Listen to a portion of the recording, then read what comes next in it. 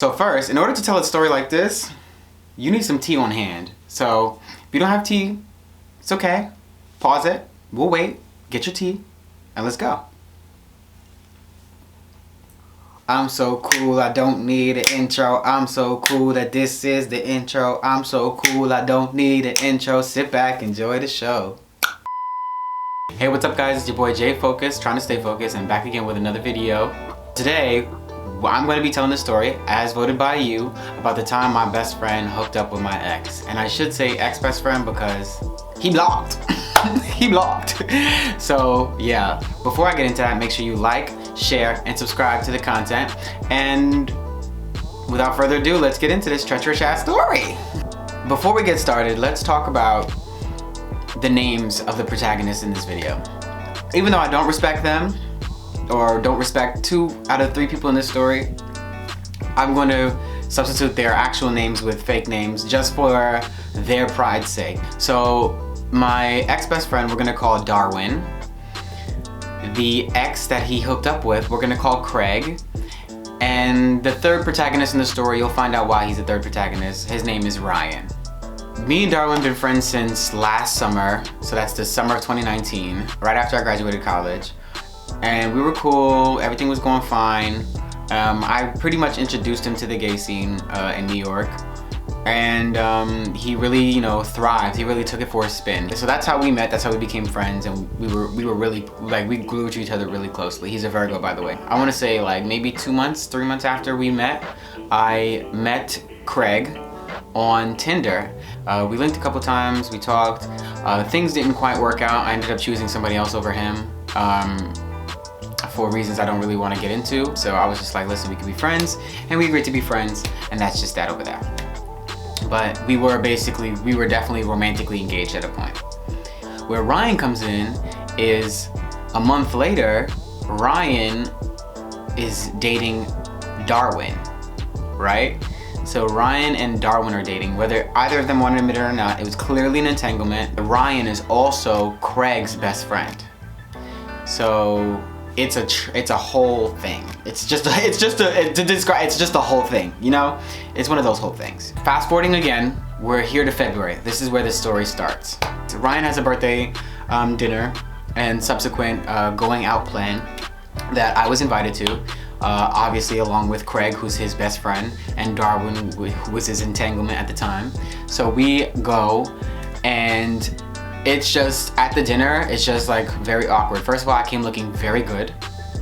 And, Craig was clearly, watching and preying the scene. And we love that for me. We love that for me. And honestly, we love that for him too, because now, a real bad bitch came into the party. So, of course. So I step in the birthday dinner and, give hugs to Darwin, because that's my best friend. Say hello to everyone else that's there. Like, oh, hi. Real cute, real classy, real simple. That's all you need to give, right? You can tell at the dinner, people are low-key antagonizing Darwin and Ryan's relationship. Making sly little shady comments. And I'm over here just eating my linguine couldn't be me. It's making me uncomfortable, but at the same time, this linguine is delicious. Then we went back to Ryan's apartment, and there, we started getting lit. We started pre-gaming because he had invited us out to this warehouse party in Brooklyn. We show up to the party, and we're all in the Uber, and tensions are starting to rise a little bit. It's getting antsy, it's getting catty, more shady comments. We're waiting in line, we get inside. Let's just keep a reminder, Ryan and Darwin have an entanglement. They're not officially together, so technically any of them could do what they want. But Ryan, he's making out with a lot of people. Yeah, Darwin was getting upset. I mean, I would be mad too. You're just watching your entanglement go ahead and make out with everyone else but you, dance on everyone else but you. I'd be sick too. So I would say an hour and a half of Darwin peeping this, he decides to go home. And we're like, okay. And he's like, I want to go home, to me. And I'm like, you invited me out. You're the reason why I'm here. And now because you want to leave, I'm supposed to stop having my good ass time because you want to leave? I'm not going for that. Like, listen, everyone's here. Get out of your sourpuss. There's plenty of people around to get at if you wanted to get at. Like, go do your thing, right? So he was like, whatever, fine, I'm gonna just leave, right? Tries to go get his coat to leave. Comes back because I guess he was denied access to his coat. Now he's making a big scene and he's getting like aggressive with Craig and with Ryan and with the other two or three people that we came with. So I tried to pull him to the side to be like, yo, like, relax. Like, it's not that serious. Like, I'll help you, but you have to chill out. And he was like, don't touch me.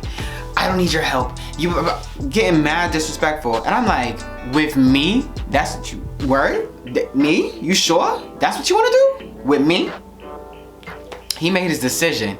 And when he made his decision, I can guarantee you that was the wrong one. I had liquor in me. So I was in the spot and I was ready to shake and bake. And then you pushed me? So now I want to fight. Now I want to fight. Security peeped and stepped in between and he said, I guarantee you, you move your hand to smack him, you're getting thrown out. And I was like, ooh, actually, it's cold outside. I'm not trying to do that. So security broke it up, escorted him to the coat section. He got his coat miraculously, as opposed to the first time, and went home. And then I think like an hour later, the party was over, or the vibe was done. So it was time to leave and we're getting in the car and all of a sudden, I just got tight. I'm like, why y'all did this to him? Y'all was antagonizing him the whole night. I was basically blacking on everyone. I was blacking on Ryan. I was blacking on Craig. I was blacking on everyone there. I was still, as a best friend, defending him even when he wasn't there. Because guess what? That's what best friends is supposed to do. Right as soon as I wake up, I text Darwin. I said, listen, if you don't text me or if you don't call me by 2 p.m. before I go to work, we not friends no more. that's just that on that and that. I don't gotta think twice about it. You don't gotta think twice about it. It was nice knowing you. It is what it is. So, of course I get that call because he's not stupid. After all of that, we eventually okay, we make up, we're friends again. A couple weeks later, I go to London and I made my Evite for my birthday party, which was gonna be 2 weeks after I came back from London. I sent him an invite. I sent Craig an invite. You know, because I was obviously just, you know, we're on good terms. You know what I'm saying? We're not on bad terms. So, tell me why, a week after I come back from London, I'm starting to watch Craig's snaps, and all I'm seeing is Darwin in the snaps. That's all I'm seeing. Mind you, Craig's best friend is Ryan. So you'd think that Craig and Ryan would be in snaps together. But all I'm seeing is Craig and Darwin. So I'm like, that's weird. My ex hanging out a lot with my best friend. And at the same time, why am I not being invited if he could invite me to his entanglement's birthday party and we on good terms? Just let that settle in. Your best friend is chilling OD with your ex without the mutual benefactor between y'all or the mutual connection between y'all being present or being posted in the snap. I'm not good at math, but that don't add up. That's divide by zero error. Because there needs to be at least a 1 under the fraction. We just got off bad terms. So now I'm not bringing nothing up to you. I see it, I'm moving accordingly.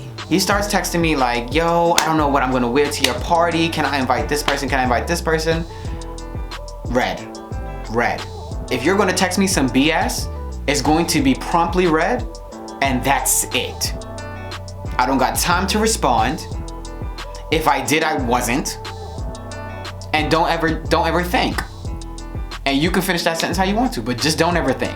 Then at the third attempt, he's like, oh, if you don't want me to come to your party, you could just say that. I hit him back with like, listen, I'm reading your messages and not responding because I work a job. I work 2 jobs, in fact, and I'm getting to my coin and I'm worried about myself. Try it. Additionally, if I didn't want you to come to my party, your invite would have been rescinded.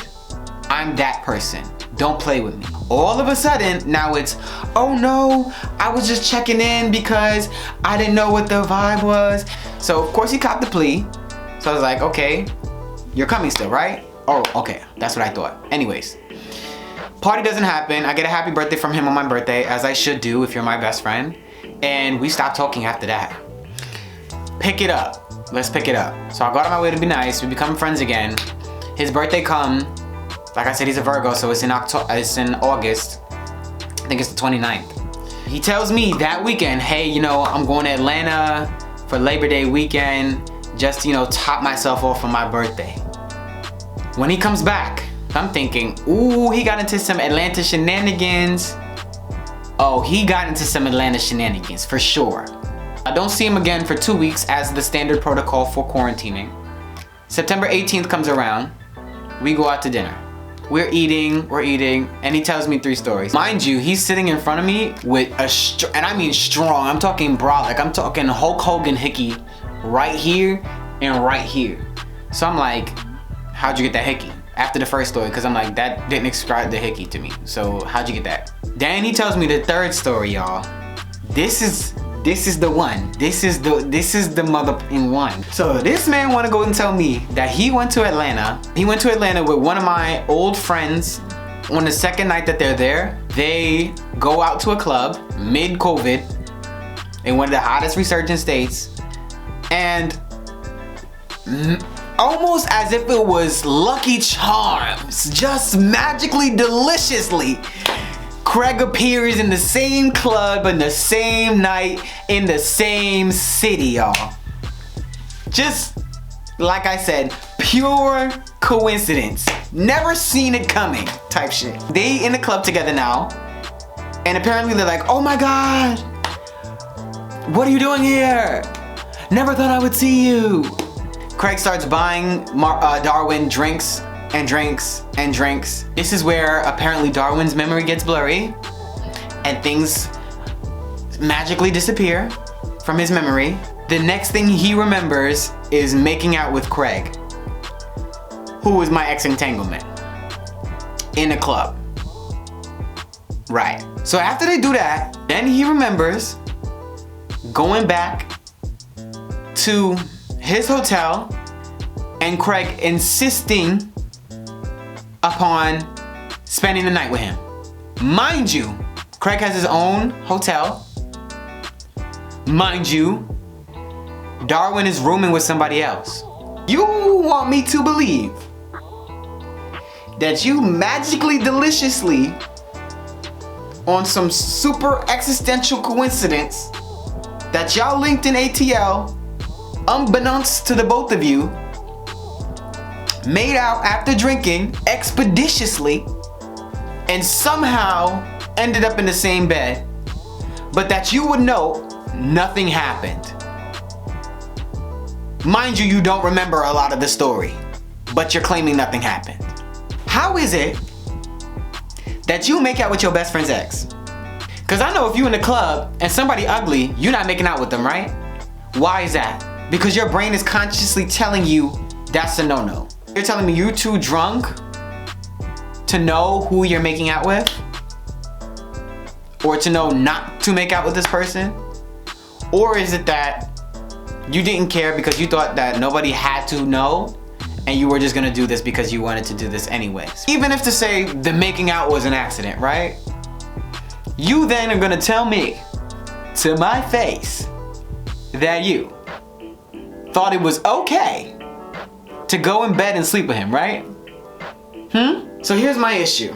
Do what you wanna do, but one thing you're not gonna do is lie about what you do.